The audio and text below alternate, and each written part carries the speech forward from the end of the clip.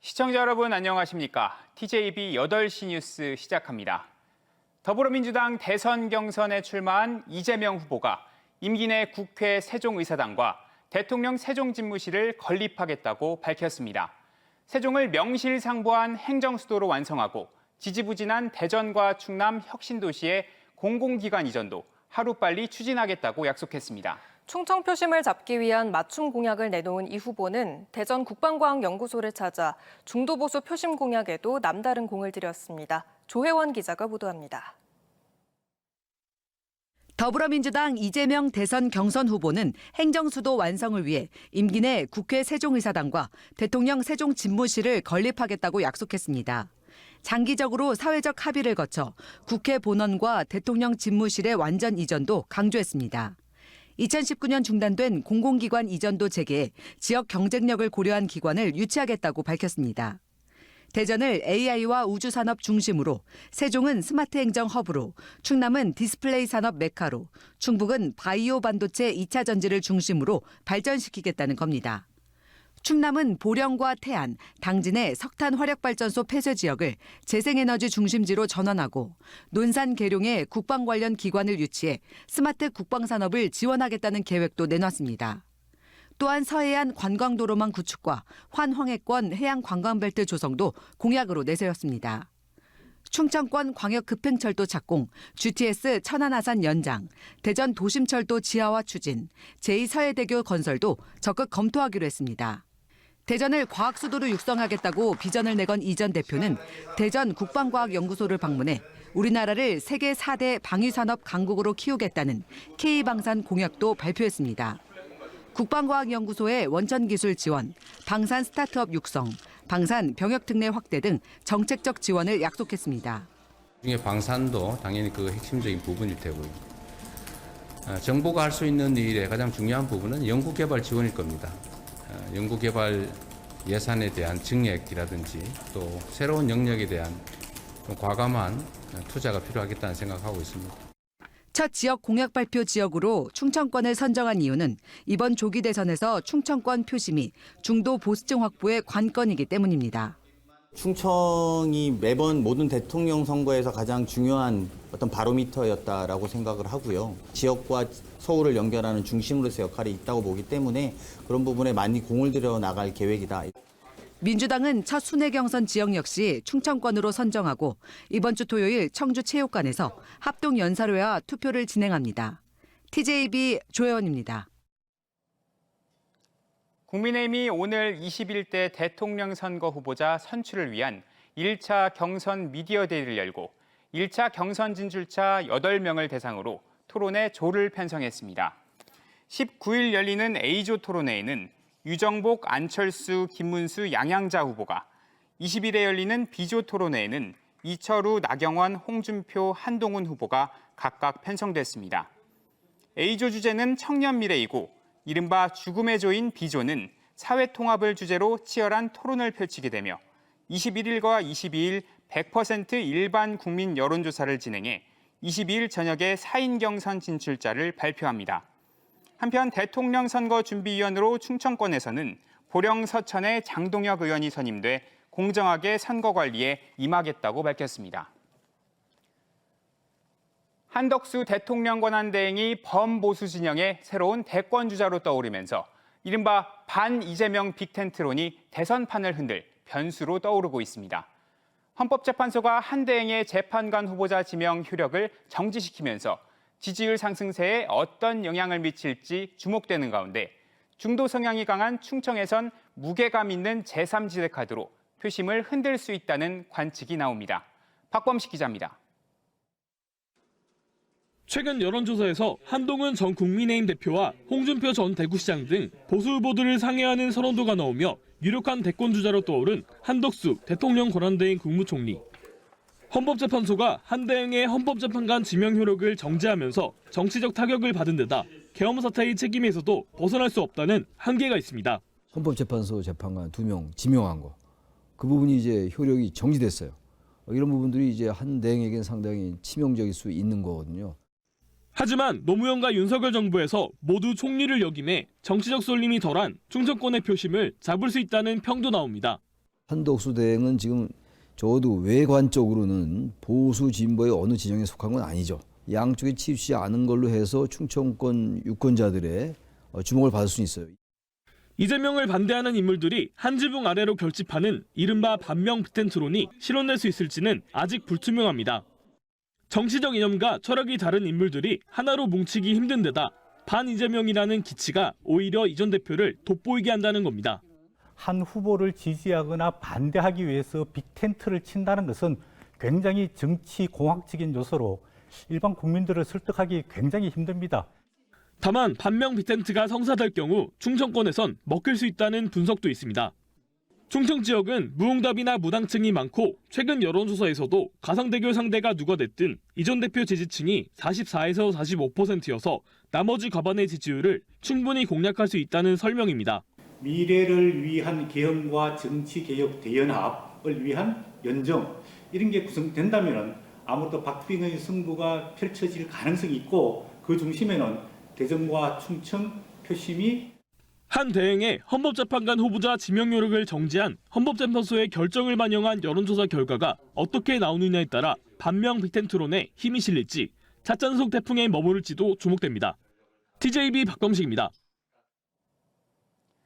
충남도가 오는 6월 대선을 앞두고 지역 핵심 과제를 선정해 대선 후보자와 각 정당에 제안하기로 했습니다. 이를 위해 2차 공공기관 이전, 충남대 내포 캠퍼스, 베이밸리 경제자유구역, 에너지 산업벨트 구축을 포함한 61개의 정책 과제를 선정했습니다. 또 정책 제안으로 빌딩형 축산단지와 석탄화력발전소 폐지지역 특별법, 예비타당성 조사제도 개선 등 13건도 포함시켰습니다.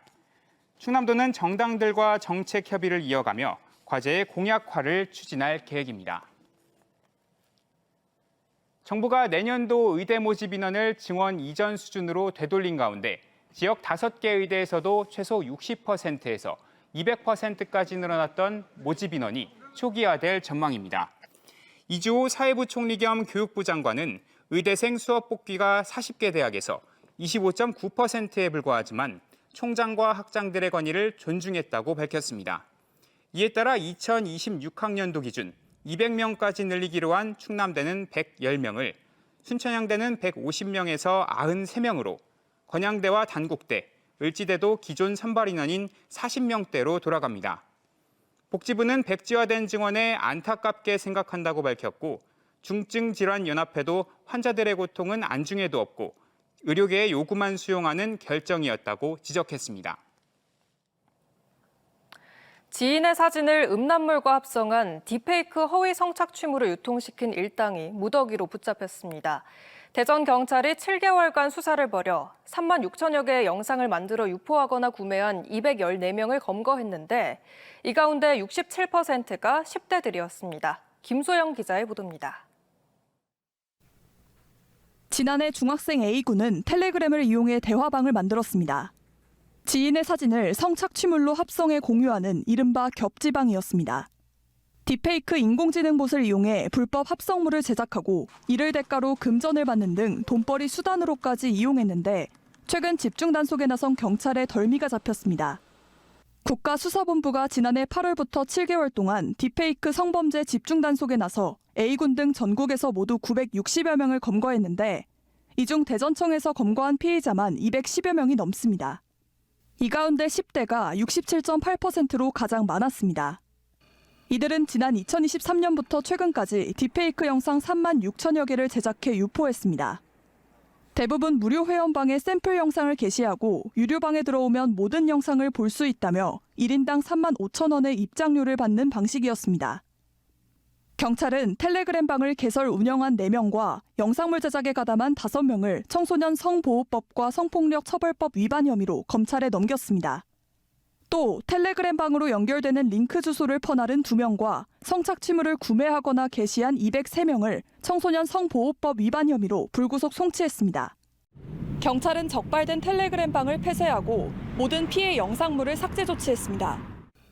이들은 계정을 탈퇴하거나 방을 폐쇄하는 등의 방식으로 추적을 피하려 했지만 휴대폰 포렌식과 국제 공조 수사로 덜미를 잡혔습니다. 근데 호기심으로 딥페이크 제작을 한다고 하더라도 이 형량이 제작 같은 경우는 살인죄와 동일한 무기 또는 5년 이상의 징역에 해당하는 중범죄이기 때문에 절대로 해서는 안 되겠습니다. 딥페이크방 참여자만 모두 15,000여 명. 경찰은 특정되지 않은 나머지 참여자들에 대한 추적 검거를 이어가는 한편 국선 변호인 선임 등 피해자 보호 조치를 지속해 나갈 계획입니다. TJB 김소영입니다. 어제 오후 4시 10분쯤 홍성군 홍주 종합경기장에서 열린 노인건강대축제라는 행사에서 점심 도시락을 먹은 노인 103명이 집단 식중독 의심 증세를 호소해 보건당국이 조사에 나섰습니다. 복통과 구토, 설사를 호소한 이들 중 74명이 홍성의료원 등 인근 병원에 옮겨져 수액 등을 맞았으며 중증 환자 2명이 입원 치료를 받고 있는 것으로 나타났습니다. 제공된 도시락은 당진시 소재의 도시락 업체로 현미밥과 제육볶음, 계란말이 등이 포함돼 있었으며 충남도는 보존식과 칼, 행주, 도마 등을 수거해 역학조사에 나섰습니다. 대전지법 3-3 형사항소부는 지난 2023년 9월 세종의 한 여자 화장실에서 아이의 인분이 든 기저귀로 어린이집 교사의 얼굴을 때린 혐의로 재판에 넘겨진 40대 학부모에게 집행유예를 선고한 원심을 깨고 징역 6개월의 실형을 선고했습니다. 재판부는 타인의 얼굴에 고의로 오물을 묻히는 행동은 상대방을 모욕하려는 의도가 담긴 것이라며 피해자는 아직까지도 정신적인 고통을 호소하고 있어 원심의 형이 지나치게 가볍다고 판단했습니다. TJB가 연속 보도하고 있는 대전 급식조리원들의 파업 사태가 장기화될 조짐인데요. 조리공정 간소화와 인력 충원을 요구하는 노조 요구에 대해서 교육당국은 법 위반이라며 급식 업무의 필수 공익사업 지정 등 법적 대응을 예고하고 나섰습니다. 양측 입장이 평행선을 달리는 가운데 대전시 의회까지 조율에 나섰습니다. 조형준 기자의 보도입니다.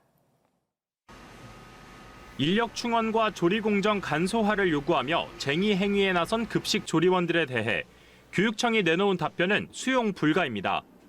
튀김과 같이 특정 조리 방법의 횟수를 제한하는 것과 식판을 치우지 않고 단체 병가를 낸 것 모두 학교 급식법 등에 위배된다는 겁니다.